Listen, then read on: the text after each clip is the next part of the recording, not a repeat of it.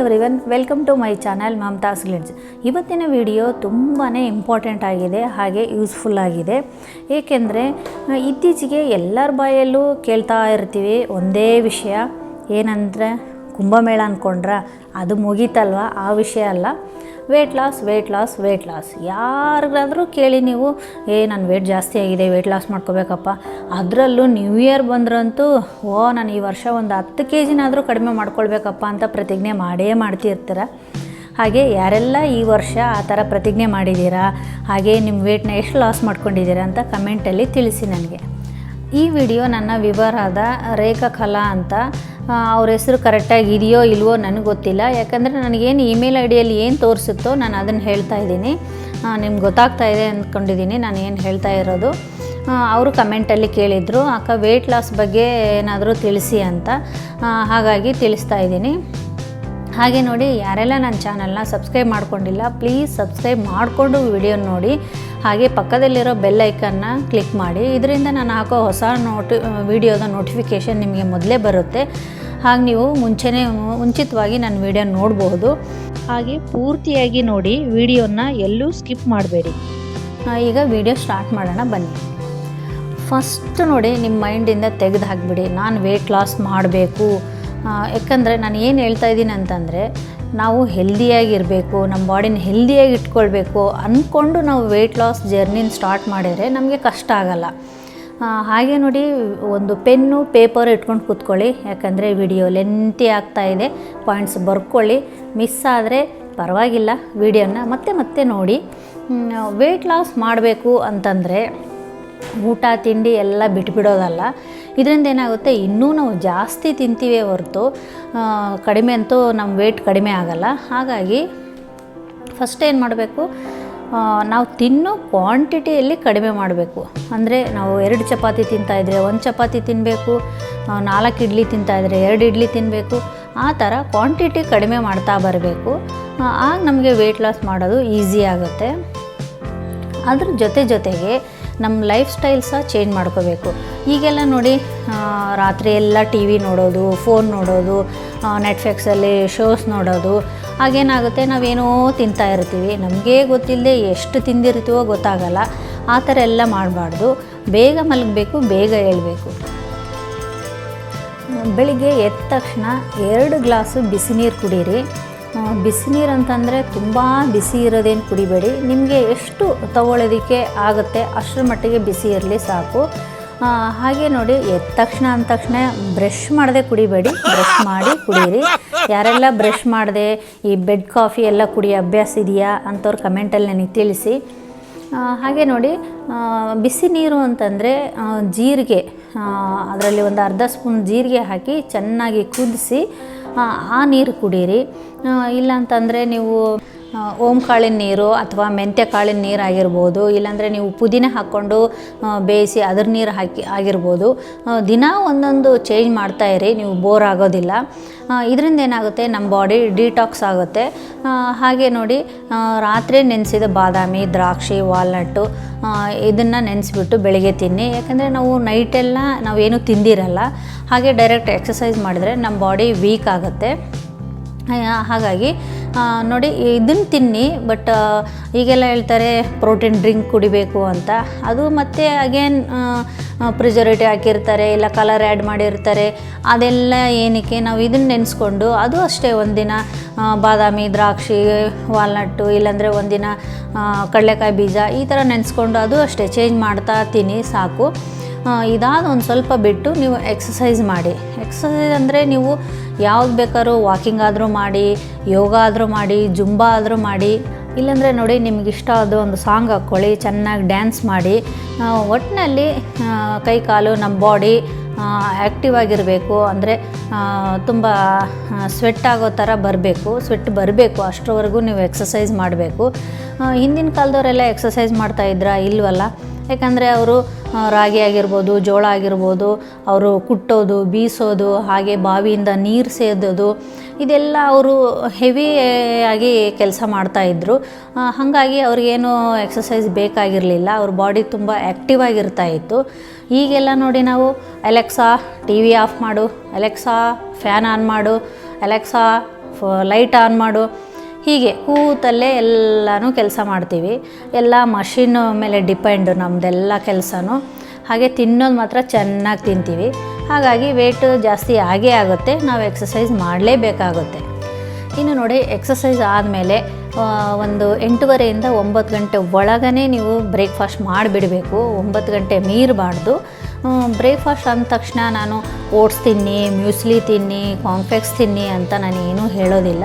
Daily ನಿಮ್ಮ ಮನೇಲಿ ಏನು ಬ್ರೇಕ್ಫಾಸ್ಟ್ ಮಾಡ್ತೀರಾ ಅದನ್ನೇ ತಿನ್ನಿ, ಬಟ್ ಕ್ವಾಂಟಿಟಿ ಕಡಿಮೆ ಮಾಡಿ. ನಾನು ಹೇಳಿದಾಗೆ ಇಡ್ಲಿ ಆದರೆ 2 ಇಡ್ಲಿ ತಿನ್ನಿ, ವಡೆ ಇದ್ದಂದರೆ 1 ವಡೆ 1 ಇಡ್ಲಿ ತಿನ್ನಿ, ದೋಸೆ ತಿನ್ನೋದಾದರೆ 1 ದೋಸೆ, ಉಪ್ಪಿಟ್ಟು ತಿನ್ನೋದಾದರೆ ಒಂದು ಚಿಕ್ಕ ಬೌಲಲ್ಲಿ ಅವಲಕ್ಕಿ, ಈ ಥರ ತಿನ್ನಿ. ಮತ್ತು ಎಲ್ಲ ತಿನ್ನಿ ಅಂತಂದ್ಬಿಟ್ಟು ಎಲ್ಲನೂ ಒಟ್ಟಿಗೆ ತಿನ್ನಬೇಡಿ, ಇಷ್ಟ ಆಗಿಬಿಡುತ್ತೆ. ಒಂದೊಂದು ದಿನ, ಇವತ್ತು ದೋಸೆ ಮಾಡಿದರೆ ನಾಳೆ ಇಡ್ಲಿ, ನಾಡಿದ್ದು ಉಪ್ಪಿಟ್ಟು, ನಾಡಿದ್ದು ಅವಲಕ್ಕಿ, ಆ ಥರ ತಿನ್ನಿ. ವಡೆ ಆಗಿದ್ದರೆ 1 ಇಡ್ಲಿ 1 ವಡೆ ಆ ಥರ ತಿನ್ನಿ. ಏನು ವಡೆ ತಿನ್ನಿ ಅಂತ ಹೇಳಿಬಿಟ್ಟಾರೆ ಅಂತಂದ್ಬಿಟ್ಟು 4 ವಡೆ ತಿನ್ನೋದಲ್ಲ. 1 ಇಡ್ಲಿ 1 ವಡೆ ಓಕೆ, ತಿನ್ಬೋದು, ಏನು ತೊಂದರೆ ಇಲ್ಲ. ಇನ್ನು ನೋಡಿ, ಒಂದು 11-12 ಗಂಟೆ ಒಳಗಡೆ ನಿಮಗೆ ಲೈಟಾಗಿ ಹಶ್ವಾಗುತ್ತೆ. ಯಾಕಂದರೆ ಬೆಳಿಗ್ಗೆ ನಾವು ಸ್ವಲ್ಪ ಕ್ವಾಂಟಿಟಿ ತಿಂದಿರ್ತೀವಿ. ಇದಕ್ಕೆ ನಾವು ಮಿಡ್ ಮೀಲ್ ಅಂತ ಹೇಳ್ತೀವಿ. ಆ ಟೈಮಲ್ಲಿ ನೀವೇನು ಮಾಡೋದು, 1 ಬೌಲು ವೆಜಿಟೇಬಲ್ಲು ಅಥವಾ 1 ಬೌಲು ಫ್ರೂಟ್ ಸಲಾಡು ನಾನು ಹೇಳಿದ್ದೀನಿ, ಅಥವಾ ಯಾವುದಾದ್ರೂ ಒಂದು ವೆಜಿಟೇಬಲ್ ಸಲಾಡ್ ಆಗಲಿ ಅಥವಾ ಫ್ರೂಟ್ ಸಲಾಡ್ ಆಗಲಿ ಯಾವುದಾದ್ರೂ ಒಂದು ತಗೊಳ್ಬೋದು. 1 ಬೌಲ್ ಅಂದರೆ ದೊಡ್ಡ ಬೌಲಲ್ಲ, ಒಂದು ಚಿಕ್ಕ ಬೌಲಲ್ಲಿ ತೊಗೊಳ್ಳಿ. ನಿಮಗೆ ಯಾವುದು ವೆಜಿಟೇಬಲ್ ಇಷ್ಟ ಆಗುತ್ತೆ, ಯಾವ ಫ್ರೂಟ್ಸ್ ಇಷ್ಟ ಆಗುತ್ತೆ ಅದನ್ನು ತಿನ್ನಿ. ಹಾಗೆ ಯಾವುದೇ ಕಾರಣಕ್ಕೆ ಜ್ಯೂಸ್ ಮಾಡ್ಕೊಂಡು ಕುಡಿಬೇಡಿ, ಫ್ರೂಟ್ಸನ್ನೇ ಡೈರೆಕ್ಟಾಗಿ ತಿನ್ನಿ. ಯಾಕಂದರೆ ನಾವು ಜ್ಯೂಸ್ ಮಾಡೋದರಿಂದ ನಾವು ಮತ್ತೆ ಅದರಲ್ಲಿ ಶುಗರ್ ಆ್ಯಡ್ ಮಾಡ್ತೀವಿ, ಆಮೇಲೆ ಸಿಪ್ಪೆ ಎಲ್ಲ ಅದನ್ನು ಫಿಲ್ಟ್ರ್ ಮಾಡ್ತೀವಿ. ಫಿಲ್ಟ್ರ್ ಮಾಡಿದಾಗ ಸಿಪ್ಪೆಯಲ್ಲಿರೋದೆಲ್ಲ ಫೈಬರ್ ಹೊರಟೋಗುತ್ತೆ, ತಿರ್ಗಾ ನಮಗೆ ಫ್ಯಾಟೇ ಸಿಗುತ್ತಾಗೆ, ಅದರಿಂದ ನಮಗೇನೂ ಸಿಗಲ್ಲ. ಆಮೇಲೆ ಇನ್ನೊಂದು, ಫ್ರಿಜ್ಜಲ್ಲಿ ಇಟ್ಟಿದ್ದು ಮಾತ್ರ ಕುಡಿಲೇಬೇಡಿ ಜ್ಯೂಸನ್ನ, ಡೈರೆಕ್ಟಾಗಿ ಹಣ್ಣು ತಿನ್ನಿ. ಆವಾಗ ನಿಮಗೆ ಫೈಬರ್ ಸಿಗುತ್ತೆ, ನಿಮ್ಮ ಬಾಡಿಗೂ ವೆಯ್ಟ್ ಲಾಸ್ ಮಾಡ್ಕೊಳೋದಕ್ಕೆ ಹೆಲ್ಪ್ ಆಗುತ್ತೆ. ಇನ್ನು ಮಧ್ಯಾಹ್ನ ಲಂಚ್ಗೆ ಬರೋದಾದರೆ 1-1:30 ಒಳಗೆ ನೀವು ಲಂಚ್ ಮಾಡಬೇಕು. ನಮ್ಮ ಲಂಚ್ ಪ್ಲೇಟ್ ಹೆಂಗಿರಬೇಕು ಅಂತಂದರೆ, ಮೇನ್ ಕೋರ್ಸು ಸ್ವಲ್ಪ ಭಾಗ ಇರಬೇಕು, ಸಲಾಡು ಮತ್ತು ಪಲ್ಯಗಳು ಅರ್ಧ ಪ್ಲೇಟ್ಗಿಂತ ಜಾಸ್ತಿ ಇರಬೇಕು. ಆ ಥರ ಇರಬೇಕು ನಮ್ಮ ಲಂಚ್ ಪ್ಲೇಟು. ನೀವು ಮುದ್ದೆ ತಿನ್ನೋರಾದರೆ ಒಂದು ಮುದ್ದೆ ಅಥವಾ ಸಾಂಬಾರು, ಪಲ್ಯ, ಸಲಾಡು ಆ ಥರ ತಿನ್ನಿ. ಅಥವಾ ನಮಗೆ ಇಲ್ಲ ನಾವು ಚಪಾತಿ ತಿಂತೀವಿ ಅಂದರೆ 1 ಚಪಾತಿ, 1 ಬೌಲ್ ಪಲ್ಯ, ಬೇಕಂದರೆ ನೀವು 1 ಬೌಲ್ ಮೊಸರು ಸಹ ತಿನ್ಬೋದು, ಏನು ತೊಂದರೆ ಇಲ್ಲ. ಸಲಾಡು ಇಲ್ಲ, ನಮಗೆ ರೈಸ್ ತಿನ್ನೋಕ್ಕೆ ಇಷ್ಟ, ರೈಸ್ ಇಲ್ಲದೆ ಇರೋಕ್ಕಾಗಲ್ಲ ಅಂತಂದರೆ ಚಿಕ್ಕ ಬೌಲಲ್ಲಿ ರೈಸು. ಸಾಂಬಾರು ಸ್ವಲ್ಪ ಜಾಸ್ತಿ ತೊಗೊಳ್ಳಿ ಕ್ವಾಂಟಿಟಿ, ಅಂದರೆ ದಾಲು ಸಾಂಬಾರು ನಿಮ್ಗೆ ಯಾವುದು ಇಷ್ಟ ಆಗುತ್ತೆ ಆ ಥರದ್ದು 1 ಬೌಲ್ ತೊಗೊಳ್ಳಿ. ಸಲಾಡು ಕಂಪಲ್ಸರಿ ಇರಲೇಬೇಕು. ಸಲಾಡಲ್ಲಿ ನೀವು ಯಾವುದು ವೆಜಿಟೇಬಲ್ ನಿಮಗೆ ಇಷ್ಟನೋ ಅದರದ್ದು, ಕ್ಯಾರೆಟ್ ಆಗಿರ್ಬೋದು, ಕುಕುಂಬರು, ಬೀಟ್ರೂಟು, ಮೂಲಂಗಿ, ಆನಿಯನು ಯಾವ್ದು ಬೇಕಾದರೂ ನೀವು, ಬಟ್ ಅದು ಜಾಸ್ತಿ ಇರಬೇಕು, ಸಲಾಡ್ ಜಾಸ್ತಿ ಇರಬೇಕು. ಆ ಥರ ನಮ್ಮ ಲಂಚ್ ಪ್ಲೇಟ್ ಇರಬೇಕು. ಇನ್ನು ನೋಡಿ, 4:15ರಿಂದ 5 ಗಂಟೆಗೆ ನಮಗೆ ಟೀ ಟೈಮ್ ಅಲ್ವಾ. ಟೀ ಕಾಫಿ ನಾನು ಹೇಳೋ ಪ್ರಕಾರ ಬೇಡ ಅಂತ ಹೇಳ್ತೀನಿ. ಒಂದು ವೇಳೆ ನಿಮಗೆ ಟೀ ಕಾಫಿ ಕುಡದೇ ಇರೋಕ್ಕಾಗಲ್ಲ ಅನ್ನೋರು ಗ್ರೀನ್ ಟೀ ಕುಡಿಬೋದು, ಅದು ಬೆಸ್ಟು, ವೆಯ್ಟ್ ಲಾಸ್ಗೂ ಹೆಲ್ಪ್ ಆಗುತ್ತೆ. ಇಲ್ಲ ಅಂತಂದರೆ 1 ಗ್ಲಾಸ್ ಮಜ್ಜಿಗೆ ಕುಡೀರಿ. ಈಗಂತೂ ಬೇಸಿಗೆ, ನಿಮಗೆ ದೇಹನೂ ತಂಪಾಗುತ್ತೆ, ಹೊಟ್ಟೆನೂ ಫುಲ್ಫಿಲ್ ಆದಂಗೆ ಆಗುತ್ತೆ.